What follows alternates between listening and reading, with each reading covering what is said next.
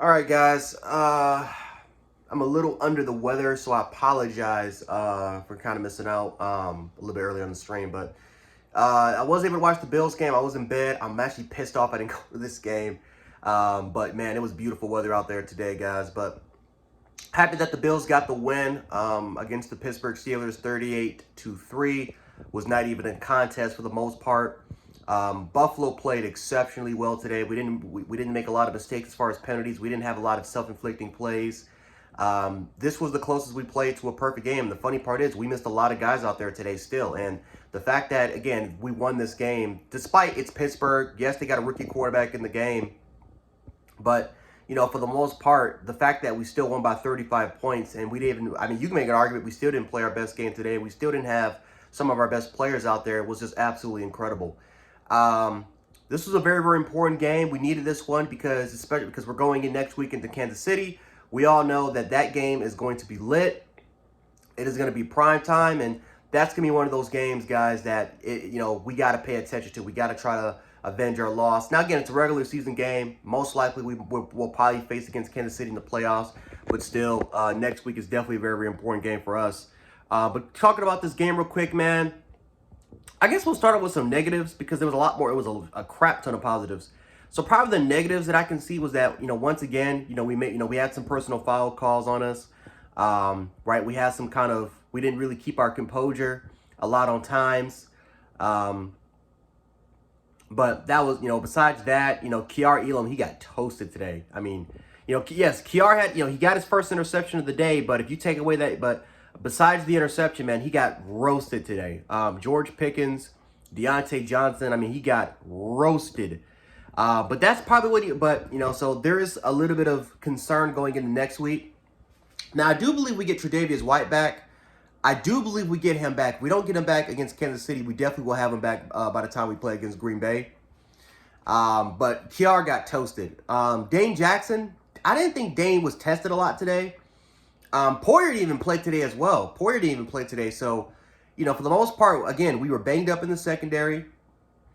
We had some injuries here and there, but Kiar got roasted. That was probably the one negative of the team that I saw tonight. Tyrell Dodson, he filled in for Tremaine Edmonds. I felt like he actually had a pretty solid game. Defensive line was putting on pressure on Kenny Pickett. I know he got beat up today. Jordan Phillips got banged up as well. Hopefully we'll see his stat. He did come back in the game, but Jordan Phillips makes a hell of a difference, man. Jordan Phillips just makes that difference. And if we can get, I don't know if Ed Oliver played today, but if we can get Ed Oliver back by Kansas City, that's going to make a world of the difference because we have somebody that the game plan as far as focusing their attention is going to be on Phillips, right? Phillips is going to demand the double team, and that's going to leave Ed Oliver on pretty much on an island, man, getting those one-on-one opportunities. So that's why we need Ed Oliver. We really do need Ed Oliver to come back. And then again, we got Daquan Jones, Tim Soto. I thought Tim Soto had a hell of a game.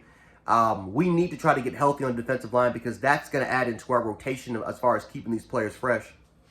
So we'll see what happens when it comes to that. Buffalo just played a great game, though, man.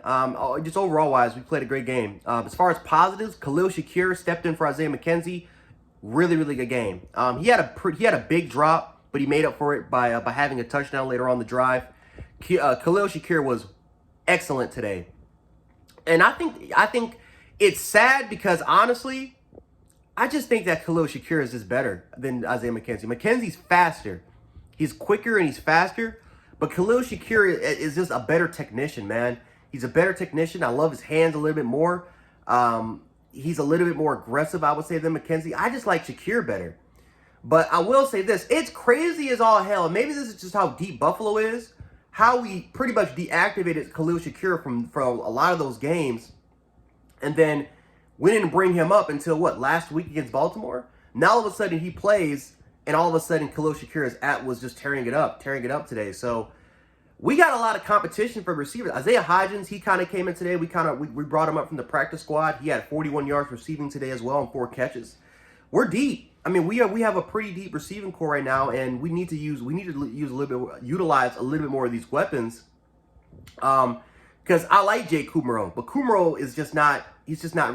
To me, There is no reason why you've activated Kumaro for all those goddamn weeks, and then you have a player like Khalil Shakir, who I think clearly showed today that he's the far superior receiver. You got to include him a little bit more in the offense. That's for damn sure.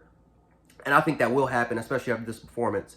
The running backs played well today, but I think that's our offensive line as far as rushing the football was was solid. Singletary had a lot more room to run.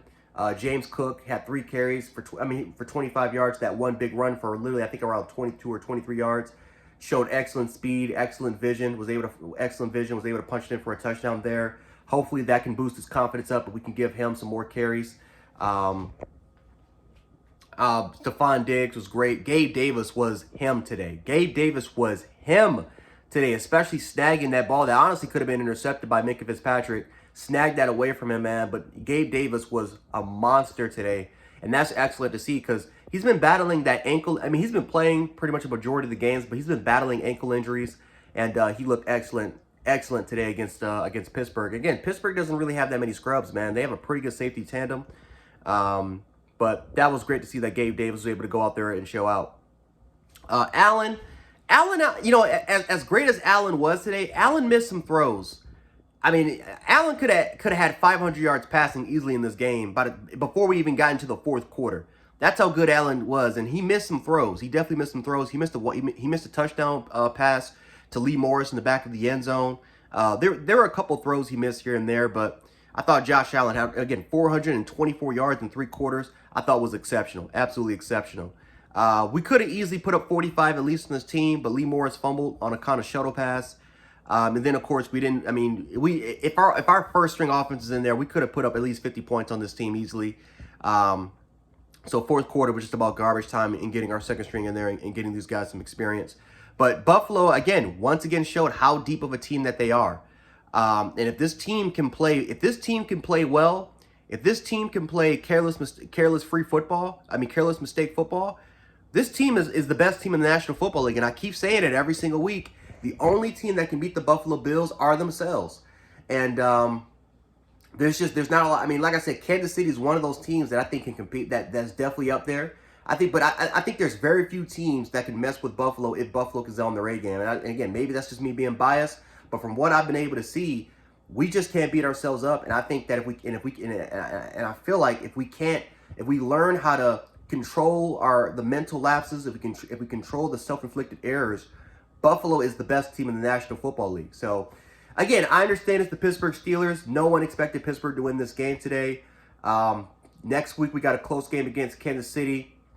But overall wise, a win is a win. A win is a win. You take that every single time. And this is great momentum going into next week against a very, very difficult Kansas City opponent. But anyway, guys, Jed Sports. I'll catch you guys in the next one. Go Bills.